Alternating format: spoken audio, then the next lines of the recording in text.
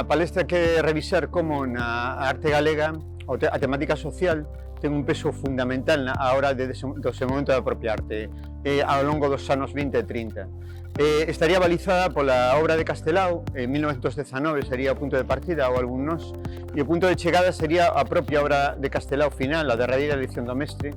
No medio estaría todo o desenvolvemento da arte galega dos novos, do momento renovador da arte galega, con Maside, Souto, Colmeiro, Laxeiro, Seoane, Cándido Fernández Mazas, etc.